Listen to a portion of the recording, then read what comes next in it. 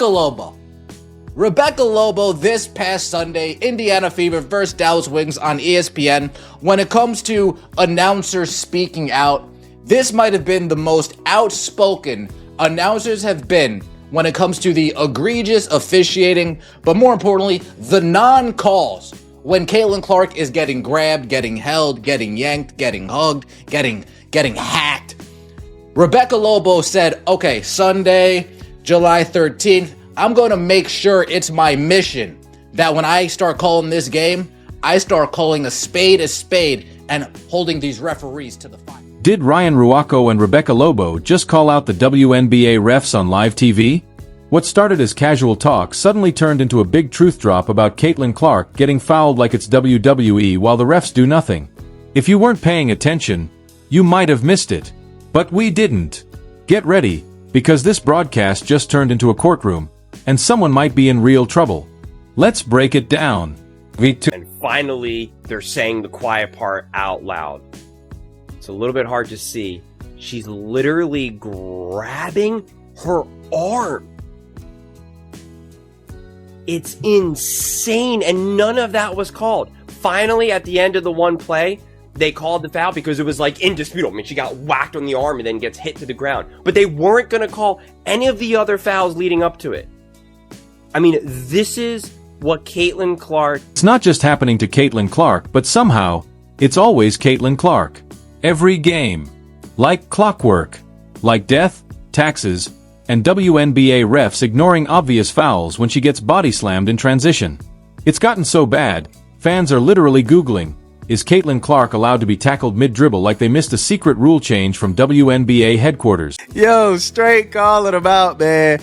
Straight calling them out. And I expected it, because they are straightforward and they speak highly of Caitlin. So when they see the nonsense, man, of course they're going to say something. And I believe most of the commentators should be like that, man. Just keep it real, fam. Keep it real. Call it how you see it. And, whether the WNBA likes it or not, the commissioner likes it or not, Kathy likes it or not, speak your mind, man. That's what people want. They want the truth. So, man, shout out to Ruocco, man. Shout out to Ruocco. Shout out to Rebecca Lobo calling it. Let's be clear, other players get fouled too. Absolutely. But there's something different, almost ritualistic, about the way Caitlin Clark gets fouled. Actually scrap that it's not fouling, it's assault. Everyone sees it. The crowd, the players, the announcers. Everyone except the refs, who just stand there like they're chewing invisible gum. Caitlin gets dragged up and down the court like she owes someone lunch money, while the officials act like they're watching a totally different sport, maybe underwater polo or dodgeball, because it sure isn't basketball.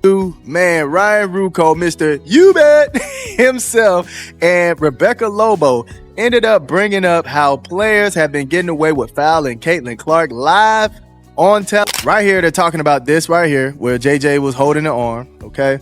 Then they're talking about this moment right here too, right? She's reaching through the body, reaching both sides, both arms through the body right here. So they're talking about this one. They're talking about right here on the swat down. It looked like she hit her hand just a tad bit. And the wildest part, it's not just happening in the paint, oh no. That would actually make sense. She's not just getting clobbered in those last 15 feet like a knight charging into a moat full of elbows. She's getting hit the second she touches the ball. From inbound to inbound. It's like she's running a 94-foot gauntlet.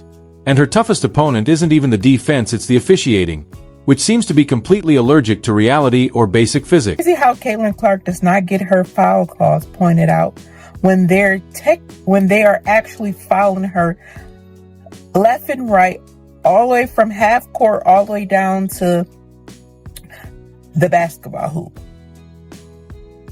I don't understand how the referees are standing there and they not call the fouls. Her coaches have complained. Even Caitlin Clark gets on the referees of not calling the fouls when she knows there's fouls. What makes it all even more maddening is the sheer inconsistency.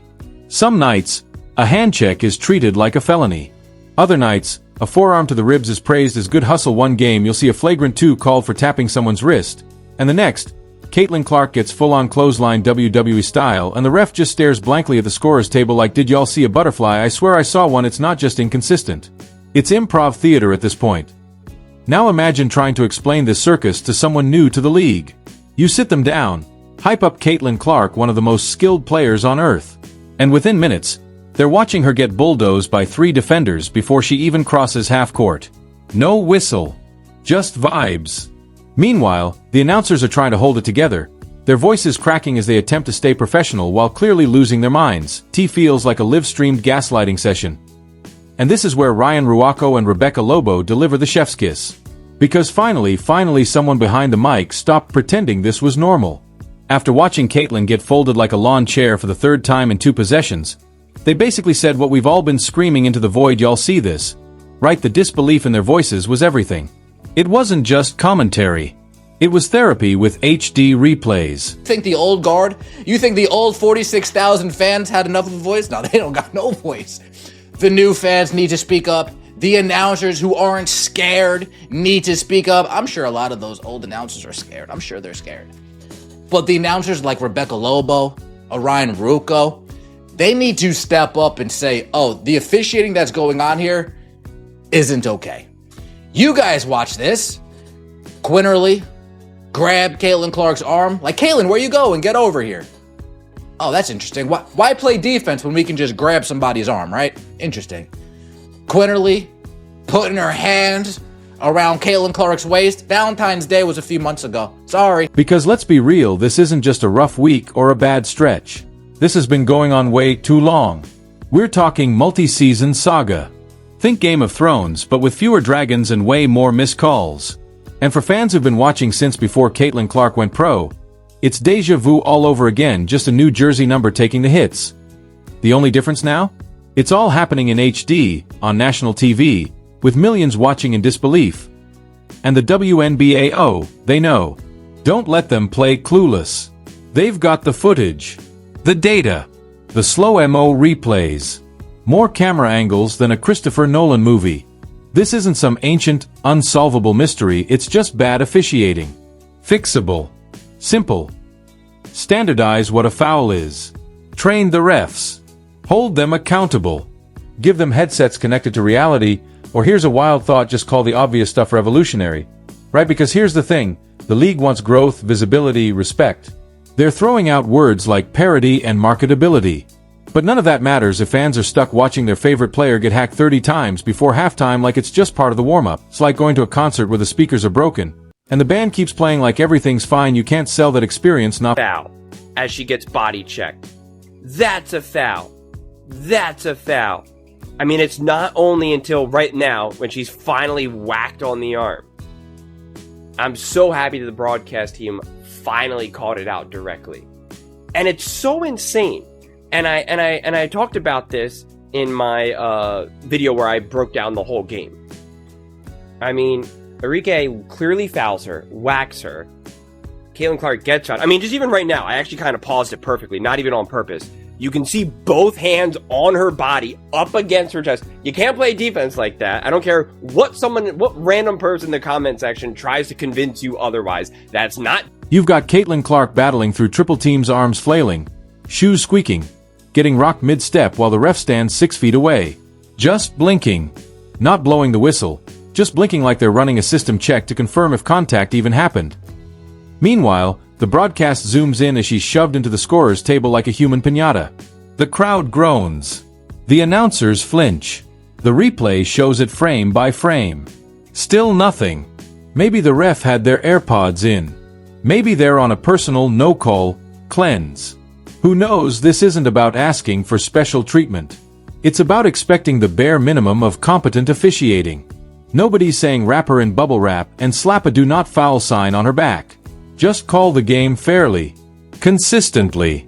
Like you're supposed to. Is that really so much to ask? Because right now, it feels like she's playing basketball in a haunted house. Every 5 seconds something jumps out and hits her, and the refs act like they saw a shadow. It's gotten to the point where some random guy on Twitter has better foul awareness than the actual professionals getting paid to do it. And let's drop the rookie treatment excuse. She's not some bench player logging garbage time minutes. She's Caitlin Clark, #1 pick, walking billboard. The reason half the league's arenas suddenly have waitlists. Yet she's being officiated like she snuck onto the court in a fake jersey and no one wants to blow her cover. Caitlin Clark does not have a special whistle in the WNBA, unlike some other players. Asia Wilson. Every time you touch Asia Wilson, she's going through the free throw line. And the announcers definitely will say she's one player that gets a lot of fouls called on her, and she goes to that free throw line. Breanna Stewart, she gets a lot of foul call. You touch her. This isn't about favoritism, it's about credibility. It's about making sure fans don't feel like they're watching chaos dressed up as professional basketball. You can't preach parity and progress on one hand, then let your biggest star get tossed around like a dodgeball on the other. Pick a lane, ideally one with rules that are actually enforced. The fact that it took the TV announcers to say the quiet part out loud tells you everything. When they have to be the adults in the room, the silence from the officiating crew becomes deafening. Ryan Ruocco and Ruocco Lobo didn't have to go off script, but they did because it was just that obvious. We're all watching the same game. The only people who somehow can't see what's happening the ones holding the whistles. Oh, now, fans are tuning in like it's a game within the game. Not will the Fever win, but will Caitlin Clark survive without being hip-checked into the Gatorade cooler? Will she take a slap to the face and watch the other team shoot free throws for great defense who knows it's a mystery box of chaos, sealed with a referee's shrug? And here's the thing, no one is asking for handouts. No one's asking for diva calls. Just fairness. If a foul is a foul for player X, it should also be a foul for player Y, even if player Y has 3 million Instagram followers and a shoe deal. You don't get to ignore clear contact just because she's the face of a new era. That's not letting them play, that's letting her get played. Oh, here we are again, another night. Another game where Caitlin hits the floor more than she hits threes, and the officials act like it's modern dance. But now the announcers are speaking up. The fans are fed up. The receipts are stacking high. And the league has a choice. Fix this, or keep pretending everything's fine while your most marketable star gets turned into a crash test dummy on national television. Because here's what's clear, it's not just Caitlin. But somehow, it's always Caitlin. And we've officially reached the point where it stops looking like incompetence and starts feeling like policy. Like someone in a boardroom actually sent a memo that read, "Let her get rocked." It builds character. And the wildest part? The most damning evidence isn't coming from angry fans or Reddit conspiracy threads, it's coming from inside the broadcast booth. When Ruocco Lobo, the definition of composed, professional, and respected, starts subtly dragging the refs on air, mic still in hand, you know it's bad, like really bad. So guys, today we gotta talk about something, and Paige Beckers in an interview literally exposed just how bad the referee's problem is. Like, she just exposed how bad it was in a pre-game interview for the game. I couldn't find the audio part of it, but Ryan Ruocco literally said she had to forget. So basically, she had to relearn how to play defense while fouling. So, you know, everything you learn about defense, how to play while not fouling, how to move your feet, how to do all this. She had to throw out all the good defensive fundamentals that she learned. And now she had to learn to go